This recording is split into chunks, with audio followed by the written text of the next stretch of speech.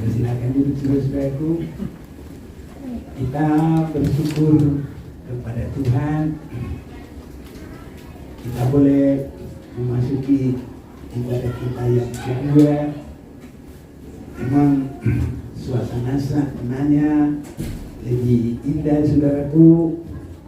Tidak ada lagi yang terlalu ada duduk di bawah, ada di atas, tapi kita semua boleh kebagian duduk dengan tenang dan tinggal biar kita minta Roh Kudus lebih bekerja dengan luar biasa dan kita akan semakin diberkati oleh Tuhan.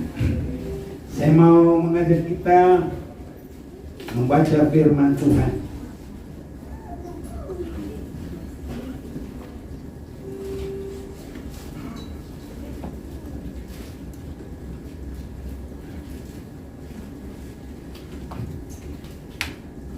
Keluaran pasal 28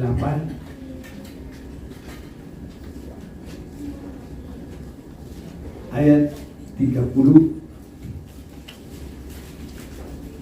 Dan di dalam tutup dada pernyataan keputusan itu haruslah kau taruh Urim dan Tumim. Haruslah itu di atas jantung Harun apabila ia masuk menghadap Tuhan. Dan Harun harus tetap membawa keputusan bagi orang Israel di atas jantungnya di hadapan Tuhan. Saudara-saudaraku, pelayanan ada pada Harun. Harun adalah yang ditetapkan di dalam pelayanan. Saudaraku, sebagaimana bangsa Israel, jadi Harun sebagai pelayan harus membawa Urim dan Tumim. Bahkan Urim Tumim ini ada di dada, bahkan lebih lengkap lagi di jantung. Jadi sangat-sangat menempati tempat yang paling indah saudaraku ya. Karena kalau ada orang yang mengasihi, kalau dia bilang kekasihku, bukan kakiku dia bilang, bukan tanganku, tapi sambungannya kira-kira apa? Kekasihku, jantung hatiku. Ini saudaraku. Jadi harus benar-benar mengasihi bersungguh-sungguh. Pelayanan yang ada Urim dan Tumim. Itu bagi bangsa Israel. Baru nanti bisa sampai ke tanah Kanaan. Nah sekarang apa artinya bagi kita? Itulah saudara-saudaraku, gereja mula-mula yang mengalami turunnya Roh Kudus melengkapi, dan supaya dengan itu nanti hukum firman itu lebih dibentangkan, lebih dibuka, lebih dibuka semua yang terselubung, supaya gereja itu benar-benar tidak bercacat celah. Jadi penggenapan Urim itu bagi kita adalah dalam pencurahan Roh Kudus itu adalah supaya gereja masuk dalam pelayanan Urim. Dan firman itu adalah hukum. Ya, firman dan hukum. Tadi di dalam Yohanes pasal yang ke-12, jadi firman itu disebut juga adalah yang menjadi hakim, yang menjadi hukum. Nah, jadi dua-dua ini adalah membawa gereja menjadi mempelai Tuhan. Jadi Roh Kudus dan firman Tuhan. Dan dalam pelayanan Urim dan Tumim bukan lagi seperti makanan awal susu yang hanya berdiri di dalam kebutuhan jasmani. Ya, walaupun juga di dalamnya adalah pengenalan karena itu dari Yesus, tapi Yesus sendiri tidak mau kalau orang mengikuti dia hanya karena kesembuhan, karena berkat-berkat. Ini harus ditingkatkan, tertarik mengikut Tuhan karena firman Tuhan. Itu sebabnya dalam Yohanes pasal yang ke-6 ayat yang ke-65, apakah kamu tidak akan pergi? Atau saya akan baca bagi kita dalam Yohanes pasal yang ke-6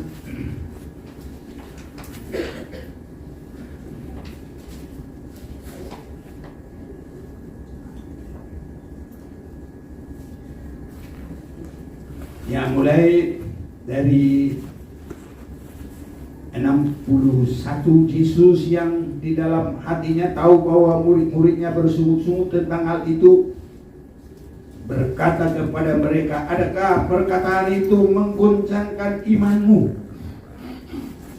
Perkataan yang tumim. Nah, jadi bukan hanya perkataan yang datanglah supaya diberkati, datanglah supaya disembuhkan. Karena waktu orang banyak datang karena itu kepada Yesus. Jadi kebangunan rohani di akhir zaman ini memang ada banyak orang datang menerima keselamatan, tapi harus dilanjutkan juga untuk penyucian, pendewasaan sampai menjadi bagaikan 10 anak darah yang pintar. 10 anak darah, tapi dibagi 2, 5 pintar, 5 yang bodoh. Nah, jadi dewasa. Jadi dewasa pun belum cukup, harus lebih meningkat lagi menjadi pilihan, saudaraku. Sebab kalau orang memilih untuk benih harus pilihan, dan sembarangan. Ini saudara-saudaraku. Jadi Yesus yang di dalam hatinya tahu bahwa murid-muridnya bersungut-sungut tentang hal itu, berkata kepada mereka, adakah perkataan itu menggoncangkan imanmu? Jadi permulaan memang saudaraku, firman yang bagaikan makanan keras itu kalau beralih dari makanan susu yang ringan-ringan, berat, ya, sama dengan ibu-ibu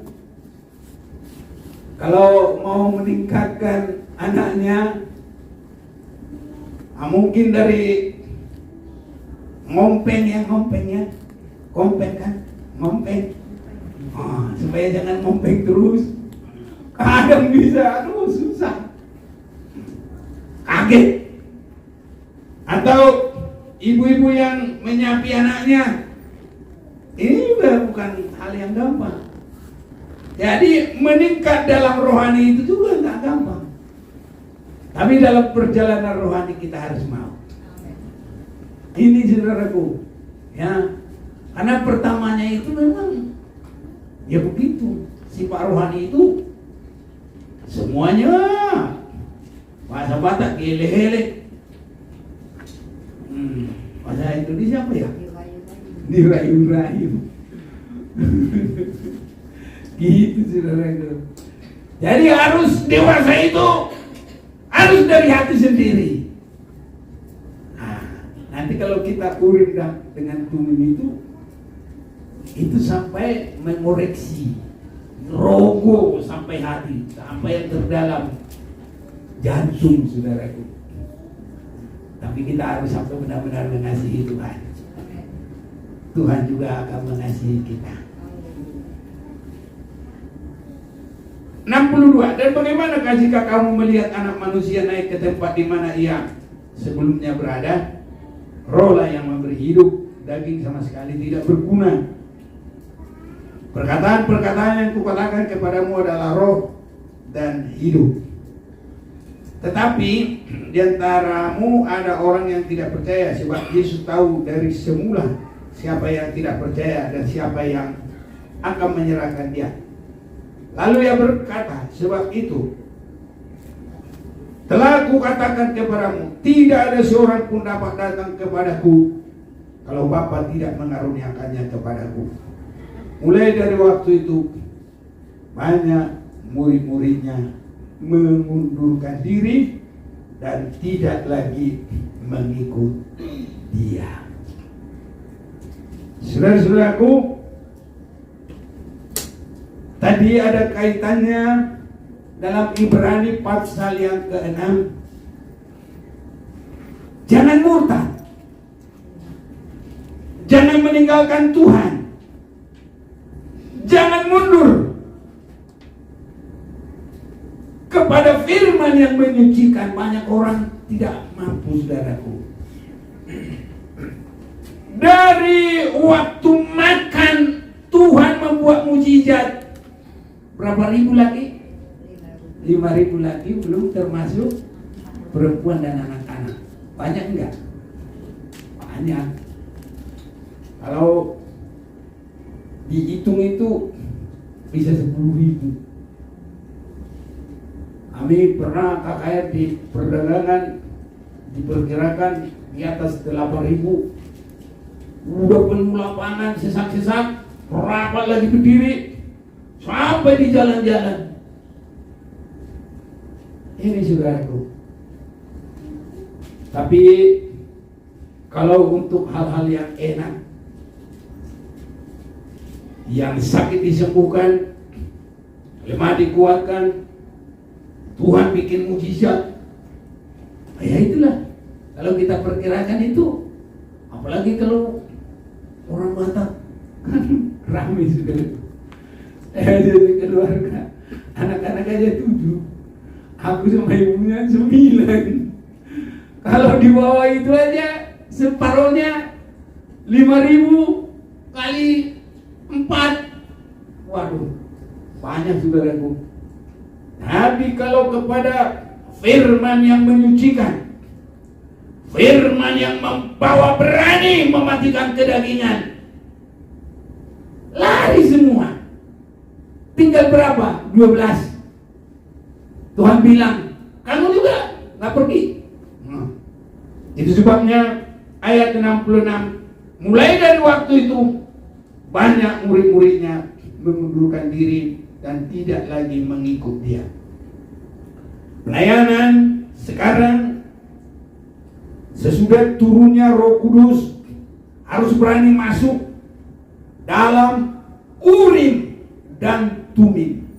Roh Kudus dan firman yang dibuka, keduanya membawa gereja sampai dewasa rohani dan disebut dikuduskan sampai tidak tercacat celah. Harus kuat ke situ. Dan harus itu, saudaraku, menjadi kerinduan kita. Saudara mau?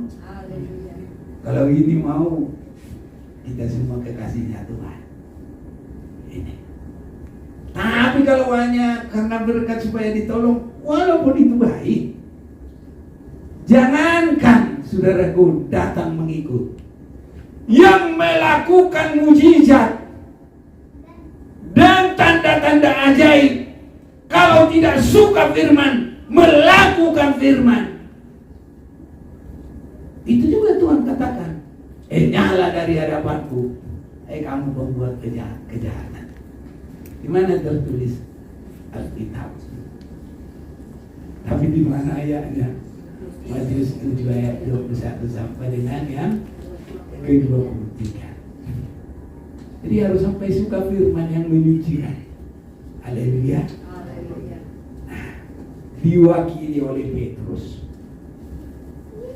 Nah, ayat 67. Pengakuan Petrus. Maka kata Yesus kepada ke-12 muridnya, apakah kamu tidak mau pergi juga? Jawab Simon Petrus kepadanya, Tuhan, kepada siapakah kami akan pergi? Perkataanmu adalah perkataan hidup yang kekal. Kita harus masuk dalam perkataan yang hidup dan kekal. Perkataan hidup yang kekal. Apa itu? Firman yang mendewasakan, firman yang menyucikan sampai tidak ada salah, dan kita tidak akan dihukum lagi. Harus sampai suka di sini, saudaraku. Ini perjalanan ini. Makanya banyak orang Kristen cuma salah-salah. Dan nanti kalau ditanya, yakin gak di surga? Masa batak, ini Tuhan ini mau mengetahui. Nah, kalau kita sudah melakukan, kita harus tahu. Amin, saudaraku. Kita ke surga atau tidak, kita harus tahu. Masa orang sekolah udah ngikuti semua pelajaran, nggak yakin dia naik, nggak yakin dia lulus. Ya nggak bisa. Tapi kalau bolos-bolos, main-main, nah, kalau dengarin pelajaran, nggak tahu berangan-angan, apalagi main handphone, ya konek kemana-mana. Karena kalau kita kebaktian, konek ke Tuhan aja semua 100%. Haleluya. Supaya Tuhan sangat memberkati kita, saudaraku. Jadi Petrus menjawab. Jawab Simon Petrus kepadanya, Tuhan, kepada siapakah kami akan pergi? Perkataanmu adalah perkataan hidup yang kekal. Dan kami telah percaya dan tahu bahwa Engkau adalah yang kudus dari Allah. Jadi kalau kita tahu Yesus yang kudus dari Allah, kita mau mengikut Dia, kita harus menerima firman yang menguduskan. Ini saudara-saudaraku. Tadi kita sudah lihat gereja mula-mula itu di dalam Efesus, dalam Kisah Rasul pasal yang kedua, cara hidup jemaat yang pertama itu gereja mula-mula. Dan ini terjadi waktu sesudah pencurahan Roh Kudus. Dan sesudah itu, cara jemaat itu di dalam ibadah-ibadahnya itu sudah dalam suasana Urim dan Tumim. Apakah itu Urim? Tadi kita sudah dengar, itu adalah terangnya Roh Kudus. Haleluya. Nah, jadi semua kita harus sampai diterangi oleh Roh Kudus. Saudara suka? Haleluya. Roh Kudus adalah guru yang membimbing kepada segala kebenaran. Roh Kudus adalah memimpin kita kepada segala kehendak Tuhan. Jadi bagaimana supaya kita dibimbing? Semuanya sudah harus yang mau. Haleluya. Itu sebabnya harus berani meninggalkan kehidupan lama. Harus berani meninggalkan kehidupan dosa. Kalau kita mau pelihara itu berlawanan terus. Makanya kalau ibadah bosan, nggak bisa, nggak mampu. Ya mau duduk aja udah kadang-kadang kayak panas aja itu kursi. Makanya mau jalan-jalan sana sini. Tapi kalau kita suka kepada firman yang menyucikan, kita buang segala dosa. Waduh, rasanya seperti Maria, betah, duduk terus mendengarkan firman Tuhan. Bahkan kadang-kadang Paulus menyampaikan firman Tuhan bukan sejam 2 jam, semalam, sampai ada yang mau jatuh, sampai itu jatuh. Karena apa? Paulus terlalu lama menyampaikan firman sampai malam. Kalau ini nggak usah sampai malam, saudaraku. Belum, nggak usah sampai malam. Tapi mana tahu suatu waktu kalau Tuhan butuhkan sampai malam, ya sampai malam, saudaraku. Kalau Tuhan masih kasih umur sama kita, haleluya. Iya, ini saudaraku. Jadi gereja mula-mula itu tadi saya sudah dalam kebaktian pertama, dan itu tadi saya sudah sampaikan. Dan di dalam Kisah Rasul pasal 2 itu ayat yang ke-41 itu cara hidup jemaat yang pertama, artinya jemaat mula-mula. Jadi kalau jemaat mula-mula begitu, apalagi kita sekarang ini, saudaraku, sudah akhir zaman. Cara kehidupan itu dalam penguasaan Roh Kudus. Karena Kisah Rasul pasal 2 itu adalah setelah terjadinya pencurahan Roh Kudus, dan itu cara jemaat dalam penguasaan Roh Kudus. Jadi pelayanan Urim dan Tumim itu kalau tadi di dalam Keluaran pasal ke-28 ayat yang ke-30. Oh haleluya, senang, banyak yang bantu. Nggak lupa ya. Nah, kalau ada Roh Kudus itu, orang berdosa dalam hati aja nggak boleh, saudaraku. Nah, itu sebabnya Kisah Rasul pasal 5 ini sudah di dalam pelayanan Urim dan Tumim. Ayat 1 pasal 5, Kisah Rasul 5. Ada seorang lain yang bernama Ananias. Ia beserta istrinya Safira menjual sebidang tanah. Dengan setahu istrinya, ia menahan sebagian dari hasil penjualan itu, dan sebagian lain dibawa dan diletakkannya di depan kaki rasul-rasul. Itu karena kemajuan jemaat mula-mula itu luar biasa, saudaraku. Itu cara hidup jemaat mula-mula itu. Ini sambungannya, ini Kisah Rasul pasal 5 ini. Masing-masing memperhatikan satu dengan yang lain. Untuk kemajuan pekerjaan Tuhan itu, ada yang berani menjual. Dan kalau kita baca tadi dalam Kisah Rasul pasal 2 itu, mulai 41 itu, semua memperhatikan. Dan semua hartanya dianggap hak bersama. Luar biasa, saudara-saudaraku. Makanya kita harus lebih hati, haleluya. Lebih memperhatikan satu dengan lain. Apalagi jangan sampai memperhatiin, dikata-katain apalah. Kelemahan orang lain harus kelemahan kita. Sama dengan kalau kaki kita, biarpun yang paling bawah ini sakit, seluruh tubuh akan sakit. Ya, kalau bibirnya bisa beri, bisa begitu, saudaraku, padahal yang sakit di kakinya. Nah, itu, saudaraku. Jadi biarpun kita masih ya segar-segar, kalau kita lihat harus kita satu perasaan. Teman kita, kalau kita lihat rasa sakit, semua harus merasakan. Wah, itu jemaat mula-mula. Nah, ini saudaraku. Jadi Ananias dan Safira ini, Petrus nggak tahu apa yang dia lakukan. Petrus nggak mau sibuk ngatur-ngatur itu semua. Hanya dia yang sudah lihat apa semua itulah. Dan dia berkhotbah, dia menyampaikan firman, dan dia tanya. Nah, dan ayat 3. Tapi Petrus berkata, Ananias, mengapa hatimu dikuasai iblis? Nah, ini nggak ada yang lapor-lapor ini, saudaraku. Jadi kita juga kadang-kadang ada orang begini. Siapa yang lapor-lapor saya sama pendeta itu? Pendeta itu nggak perlu laporan, dia hanya menyampaikan firman. Ya kalau ada yang kena jangan marah dong. Karena itu dikasih Tuhan, mau diperbaiki, haleluya.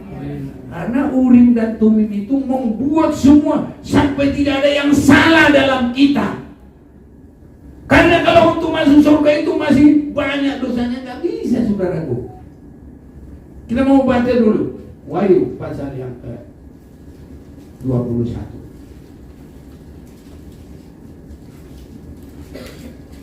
Ayat yang ke-27. Tetapi tidak akan masuk ke dalamnya sesuatu yang najis, atau orang yang melakukan kekejian atau dusta, tapi hanya mereka yang namanya tertulis di dalam kitab kehidupan anak domba. Siapa ini? Ini yang sudah dikoreksi oleh terang Roh Kudus dan terang daripada firman yang sangat tajam. Urim itu Roh Kudus yang menyelidik hati. Firman juga dalam Ibrani pasal yang keempat ayat yang ke-12, 13 yang sampai menyelidik ke dalam, sangat dalam, sampai pikiran, niatan hati. Ini saudaraku. Dan kalau kita sudah terbiasa mendengar dan kita berserah, makanya kita nanti namanya terdaftar di surga. Haleluya. Jadi firman yang menyucikan itu akan menimbulkan nama kita terdaftar. Itu sebabnya kita harus bergumul suka dengan firman Tuhan. Ini saudara-saudaraku, nama tertulis harus mengalami koreksi yang dalam dari Roh Kudus dan firman Tuhan. Ini dikerjakan bukan di surga, dalam ibadah-ibadah kita. Makanya kita berdoa, saudaraku, biar semuanya kita sudah mampu menerima koreksi dari Roh Kudus dan firman Tuhan yang sangat dalam. Haleluya. Haleluya. Ya. Jadi saudaraku memang bergumul untuk ini, bergumul harus menyalibkan daging. Haleluya. Kalau saya mau enak-enak aja tidur cukup, tapi kita bikin 2 kali, ini pergumulan juga. Jadi saudara juga semua harus bergumul. Haleluya. Ini pergumulan, bukan mimpi pujian aja 2 kali udah sulit cari nyanyian. Sudah latihan lagi.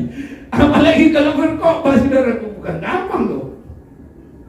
Tapi kalau ada Roh Kudus, tidak ada yang mustahil, semuanya bisa. Enak, saudara. Karena apa? Urim dan Tumim menjadikan kita mendapat nama yang tertulis. Urim dan Tumim membawa kita didewasakan. Urim dan Tumim membawa kita tidak bercacat celah, masuk surga. Haleluya. Gak tahu kalau surganya orang sono, berdosa pun, apapun, membunuh pun, teroris pun masuk sono. Gitu. Kalau surga yang benar, saudara, itu gak ada kawin mengawinkan. Karena kita semua sama seperti malaikat. Jadi gak ada gender, saudaraku.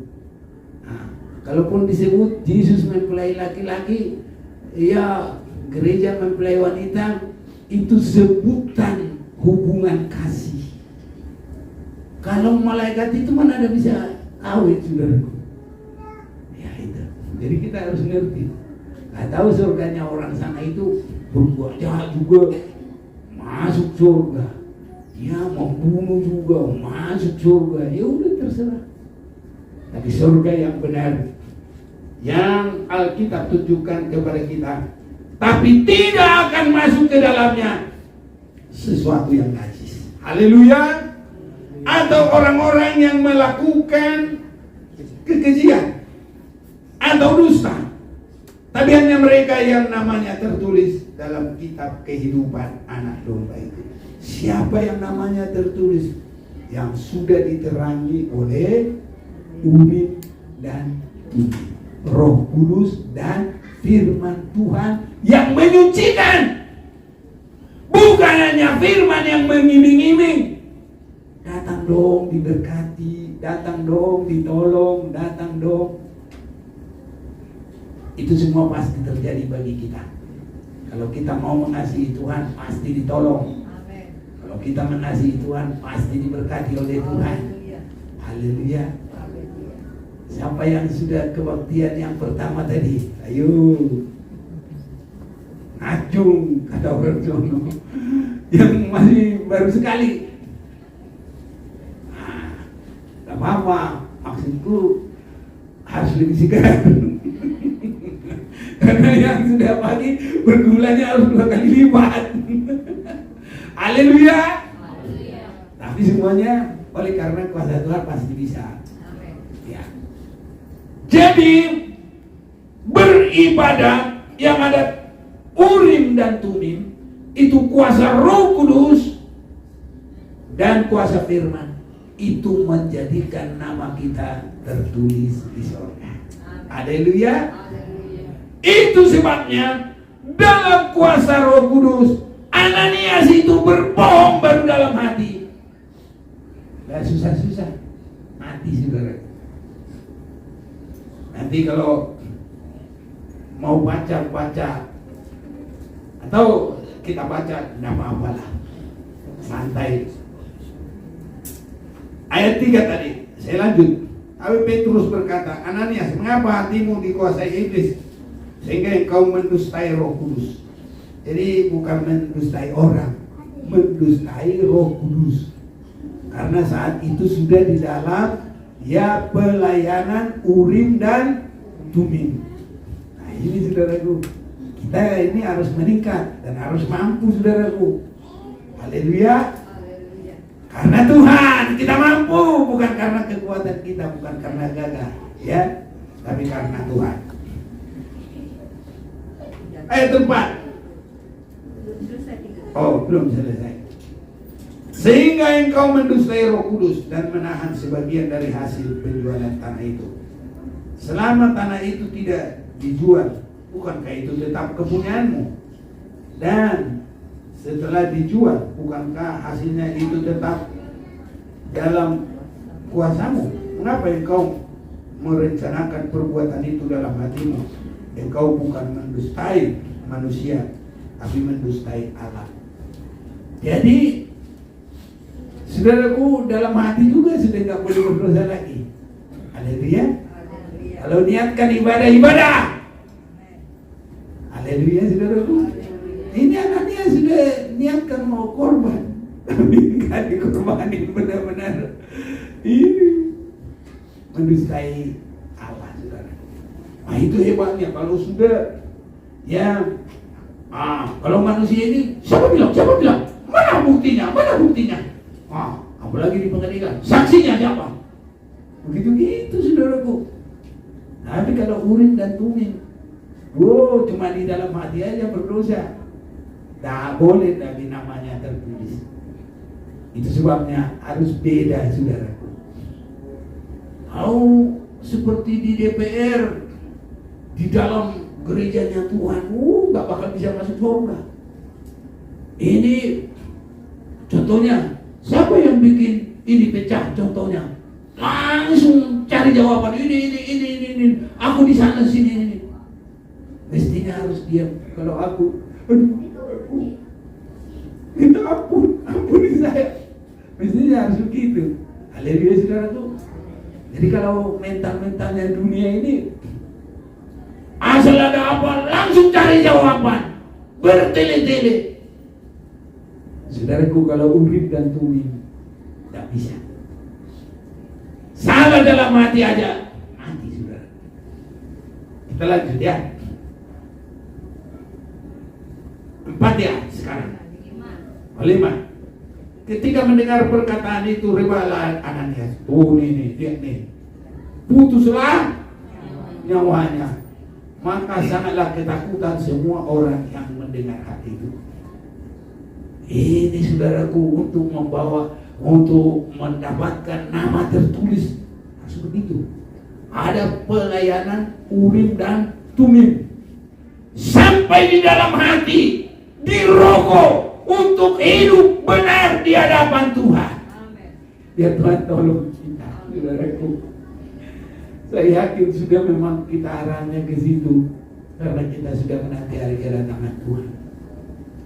Lihat aja dunia ini ribut terus, ribut. Senjata sudah hebat, tinggal pencet cok. Hancur dunia ini. Yang kalah juga hancur, yang menang juga hancur. Kalau udah perang nuklir, biar menang pun di dunia ini, mungkin dibangun ini dunia ini ribuan tahun lagi. Nah sudah hancur. Ini sudah. Tapi kalau perang lagi, Tuhan Yesus sudah datang, saudara, menjemput kita. Haleluya. Amin, saudara. Saudara yakin? Amin. Ya. Jadi semua orang yang mendengar hal itu, ya mereka disebut ketakutan semua. Tapi jangan ketakutan mati. Jangan takut berbuat dosa. Ini saudara-saudara, karena pelayanan Urim dan Tumim, nama kita tertulis, tidak ada lagi yang akan dihukum karena semua sudah diterangi Roh Kudus, semua sudah sempat diperbaiki. Inilah kesempatan bagi kita. Inilah kesempatan hidup.